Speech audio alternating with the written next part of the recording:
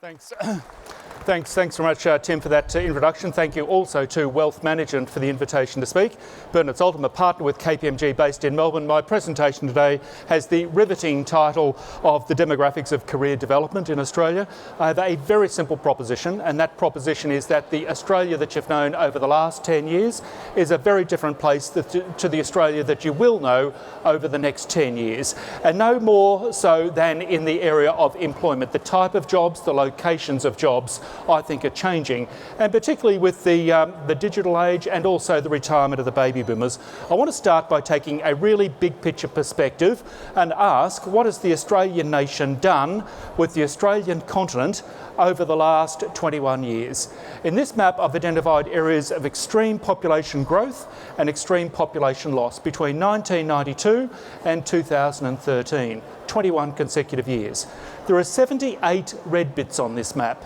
These are places where there has been population loss of 1% or more each and every year for 21 consecutive years. As a nation, as a generation, we are saying we don't live in the red bits, we live in the blue bits, and the blue bits are largely on the coast. These are places where there has been population growth of 2% or more each and every year for a generation. The only blue bit of any substance in inland Australia is this bit in outback South Australia, which is in fact the Woomera Detention Centre, so I wouldn't get too excited about the opportunities out there. Actually, the red bit in the middle of the blue bit is the Maralinga nuclear testing site from the 1950s. I'm a big fan of high altitude demographics, red bits, blue bits, and it goes to the heart of the Australian settlement of the Australian continent, up the coast, down the coast. We embrace sea change and tree change. How do you deliver banking services, financial services, justice services, education services, health services to the 1 million Australians that live in the red bits across the Australian continent? This is not going to change. Here is a great challenge for the Australian people, certainly a great challenge for the financial services sector going forward. But again, it speaks to the values of the Australian people. We are obsessed with lifestyle. When you do the same map for America, the fastest growing places in America are in the middle of the Arizona desert. Around Phoenix, Arizona. The Americans will play golf in the desert. We're different. We don't do desert, we do beach. And you can see that writ large in our lifestyle. The other observation that I have at a high level is a fundamental shift in the way in which the life cycle is being used in Australia. If you go back 80 years to look at life expectancy in Australia in 1934, you can see that the average Australian lived for 63 years. You qualified for the age pension at 65, so you promptly dropped dead 2 years before you had a pension in 1934. The other thing to note is that in 1934, you're a child for 14 years and then you're an adult. The life form we now know as a teenager did not exist in 1934. Childhood, adulthood, old age and death. That's the way it worked 80 years ago. And you're an old person at 51 or 52. When you get home tonight, get out your family photograph albums. Have a look at pictures of your grandparents at the age of 50. They were old people. They looked old, they dressed old, they knew they had about 10 years to go. And in fact, if you were 50 years old and unhappy in your relationship in 1934, you'd think, well, you know, what's the point? I'm going to be dead in 10 years' time. I might as well just wait it out. Whereas baby boomers think, I've another 30 years of life. I want companionship. I want a soulmate. I think we'll see relationship shift over the next 20 or 30 years or so. 40 years later, life expectancy is now kicked out to 71. That is 6 years in retirement that now has to be funded either by the individual or by the state. Suddenly superannuation and financial planning comes into being.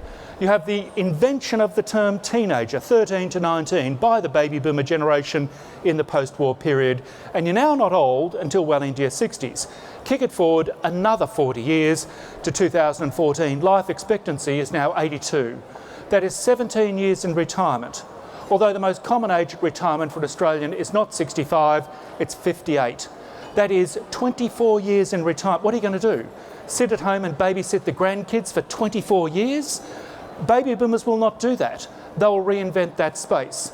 They will work on beyond 60, beyond 65, beyond 70 perhaps, working 5 days, then 4 days, then 3 days, then 2 days, greater spending capacity, investment capacity beyond the age of 55. They'll give it a trendy term. I'm not retired, I've got a bit of a portfolio lifestyle. I work 2 days a week, I play golf 1 day of the week, I do some volunteering on another day of the week. The opportunity in business is to write your product, your service, your advice into the narrative by which Australians will want to live their life over the next decade. And it's changing around 58 to 72.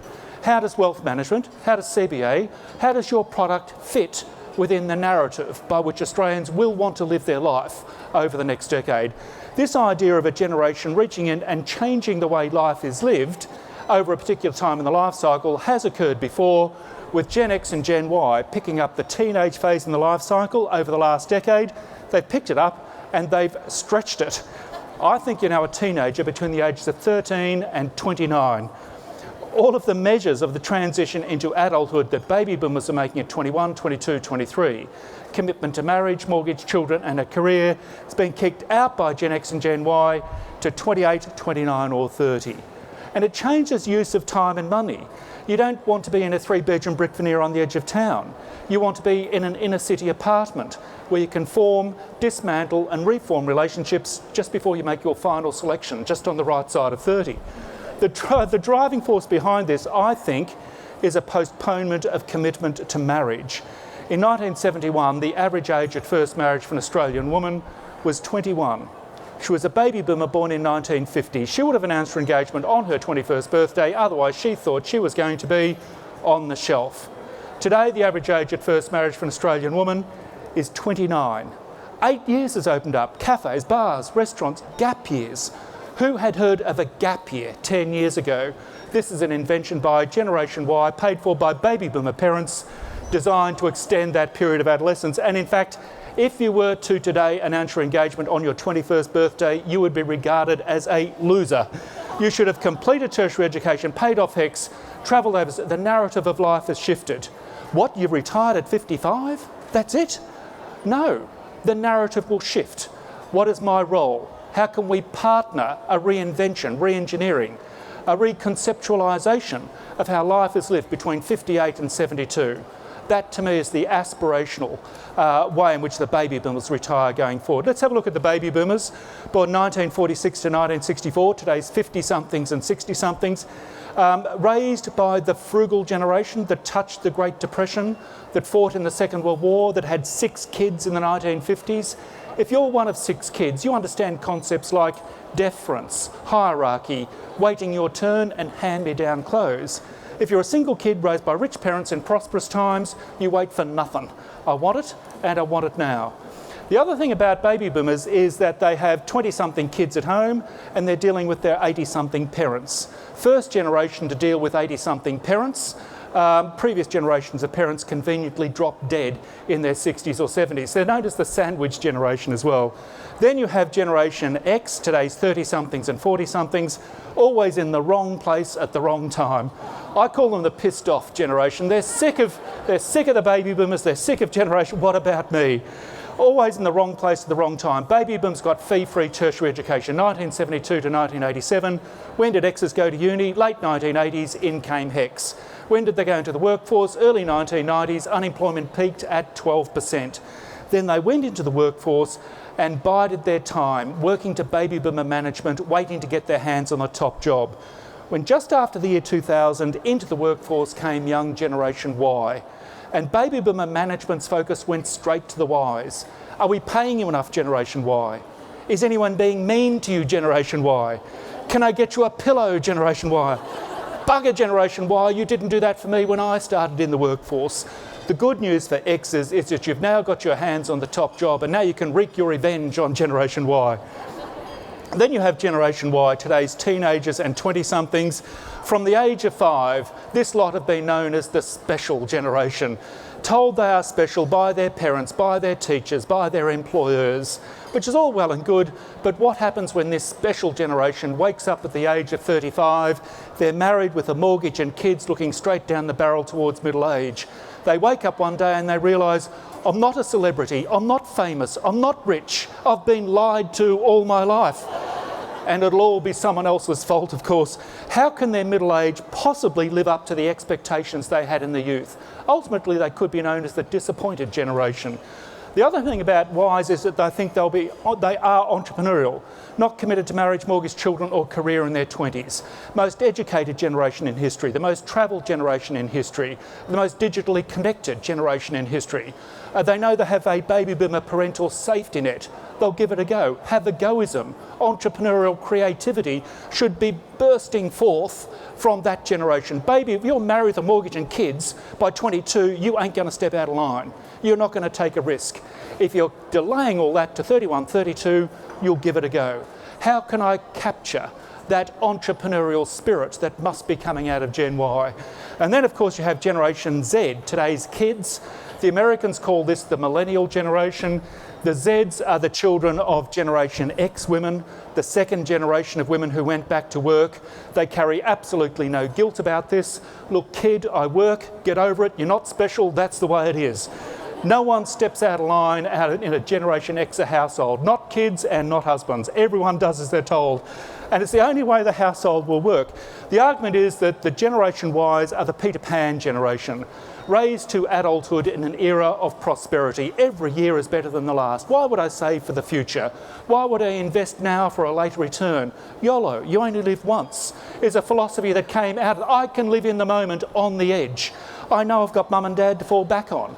This was not the case with the baby boomers. That depression generation that underpinned them, there was no safety net.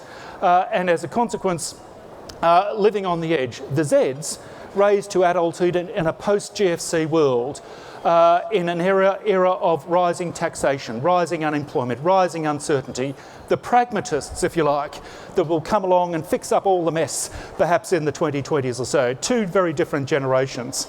In the next chart, I want to talk about a workshop that I ran effectively for Generation Y. This was a workshop I ran for KPMG International in Washington, DC a few years ago, where we had KPMG's global corporates in the room, and we had Wells Fargo, we had Lockheed Martin, we had American Express, and we had the HR director in that room. We had about 60 of them. And I workshopped what are the qualities of the ideal global corporate citizen. If you were recruiting for the C-suite in American Express, or people you thought would be in the C-suite eventually, what would their CV look like? And by consensus, here is what popped out. You're 38 to 42. That is the kill zone, as far as I'm concerned. 38 to 42 is where a CFO is drawn from. A CEO is directed from, 38 to 42. A partner that's agreeable to move. If this is a global organisation, you're prepared to go to Hong Kong, you're prepared to go to China. A law degree or a business degree or an MBA, you need 2 degrees to play in this space. A second language to English, what do you think it was in America? It was Spanish. I ran it in Singapore 3 months later. The second language was Mandarin. English, Mandarin, English, Spanish. At a global level. May have lived abroad in their youth, travelled overseas, might have worked for something like World Vision in Tanzania. At 23, 24, after their uni degree, absolutely perfect. Everyone in the room agreed. This guy put up his hand and said, possibly spent time in the military. The entire room burst into laughter. What do you mean? And he said, well, we have found that people who've spent time in the military are actually used to working for a big bureaucratic organisation. They fit in and they're used to being shuffled around the world. And actually, they agreed that, saw that that was a positive. Good relationships and a global mindset. The characteristics of the perfect global corporate citizen. Let's line that up with Generation Y. 15 to 30 today, so they've sort of got about another 5, 6, 7 years before they're really in the hot zone, if you like. No relation, not committed to marriage, mortgage, children, career. That's tick, that's good. No mortgage, deferrable debt. widely travelled, possible second language. We're all looking good. These people are surely global corporate citizens in making. Backpacker, gap years, the New Zealanders call it an OE, their overseas experience, possibly involved in volunteer work. Gen Y love volunteering, but they want you to pay them while they volunteer for someone else. Exposure to different cultures. Yes, this is all looking good. And then it comes down to yet to prove themselves in a post-GFC world. And I think this is the great learning from this, that actually sticking with something. The first time you come up against a hurdle, do you say, oh, my manager just doesn't get me, I need to move on? Or do you actually work through it? You can do that for a while, but there comes a point where you need to have good relationships in your early 30s. And you're not going to do that if every time you come up against a problem, you toss it in and find another solutions to it. Working through problems is the outcome of that.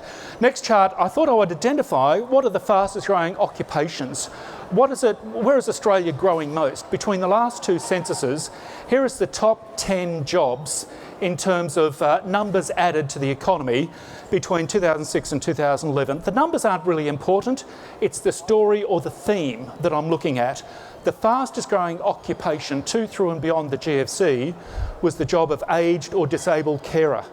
The oldest baby boomer is only 68, and we are recruiting 30,000 aged care workers every 5 years. Is this a space to be in? Absolutely. What does it mean about succession planning as a business? Financial planning would augur well, I would think, for this division.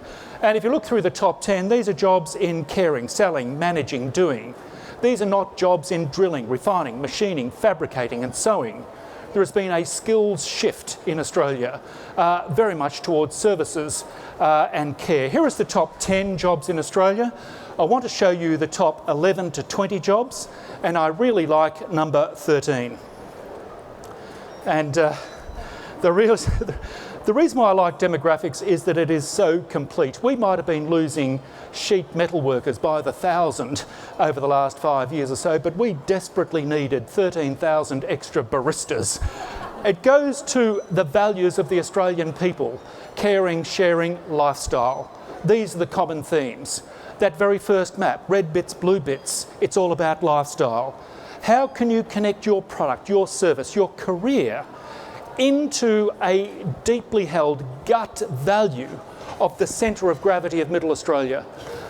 The Australian people are talking to you through these charts and figures. They're telling you what their preferences are, where their preferences are not, where the opportunities are. And the business acumen is to say, I recognise that value, I recognise that shift. I'll configure my product, my service, my career into this space as opposed to that space. Here is the top 20 jobs in Australia. I want to show you the top 20 contracting, fastest evaporating jobs on the Australian continent. I think what job has diminished the fastest over the last 5 years or so? You think, oh, it's probably something like sheet metal worker, something in manufacturing. It is, in fact, the job of secretary. There are 29,000 fewer secretaries over 5 years. They are evaporating at a rate of 6,000 per year. And the reason is that over the last 10 years or so, even senior management has learned how to type as a consequence of the introduction of the laptop computer. No need for a memorandum because there's an audit trail of who said what to whom in email, if you like. So the job of secretary has been wrong-footed. Changes in technology, changes in work practices. Through no fault of your own, you're wrong-footed like that. If you had a mindset of, I'm a secretary, here is my skill set, and I will wait for a job to come up, and you're made redundant because the whole layout of the office has suddenly changed, then you are unemployable. You are obsolete from that moment. But if you have the mindset, I'm a secretary, but I have these skills, and I have these soft social skills that makes me employable, makes me sociable. It's not just the technical skills. I am a big believer in soft skills. And the soft skills are you articulate? Are you confident? Are you self-confident? Are you agreeable? Yes, that didn't work out over there as the PA to that person. That job has been diminished. But how can I fit in as an office manager over here? If you are rigid about this, you won't survive in the workplace of the future. This one I felt quite interesting, mixed shelf filler. These are the kids that fill supermarket shelves overnight. I thought this was a definitional problem. And when I was presenting to a group of retailers, I apologised for it and I said, no, that'd be right. What we've discovered is that manufacturers are manufacturing product in what they call display-friendly packaging. So you have 24 boxes of cornflakes, it's put in a big cardboard box, perforations around the edge, you box cutter around the edge and put the entire pallet out on the floor as they do in Aldi. That simple innovation has taken 6,000 jobs out of the grocery supply chain and costs. This is an innovation. It's not new technology, it's not a change, globalisation. How can you harness these grassroots, coal-face innovations thoughts?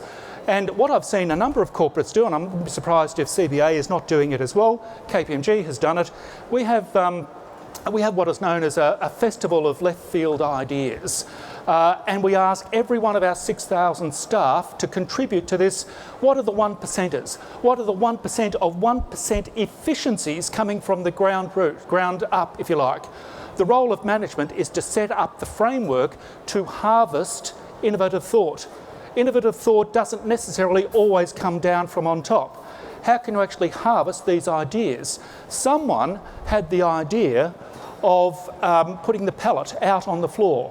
That innovation. How can you make your business? What is the framework that you need to put in place to harvest those ideas going forward? If you look at the top 20, you can actually see metal engineering process worker, that's probably like a sheet metal worker. That job's done in Guangzhou. When I look at this, and you don't look at the numbers, I see changed work practices, I see technology, I see innovation, and I see globalisation. I also see aggregation. Farm product. We're producing more agricultural product than ever before. We simply don't need as much labour to do it. So farm aggregation is also a major shift. In the next chart, I wanted to identify what I thought you should be doing at each stage in your life cycle. I wrote a piece for The Australian about 18 months ago where I looked at the CVs of the top 10 CEOs in Australia, including Ian Narev at the time, and the other bank heads and the head of BHP, Marius Kloppers at the time, and I worked out what they were doing at each stage in the life cycle. And I'm lining it up. So, well, okay, if you go back 18 to 24, what should you be doing if you aspire to play at the very top in corporate Australia? By 18 to 24, I think that you actually need the right qualifications. You need the right university degree. And, Cameron Klein only had a basic degree out of Sydney University. But if you look at every one of those at the top level, the uppermost level, they have a basic degree, then they'll have an MBA, or they'll have some sort of management qualification coming out of Harvard or Cornell University, those management courses. Build good networks, volunteering. It looks really good. That came out of the Washington's workshop. Going to Tanzania and working for World Vision at 23 or 24 for 3 months really looks good when you're being put forward as a management candidate in your mid-30s or so.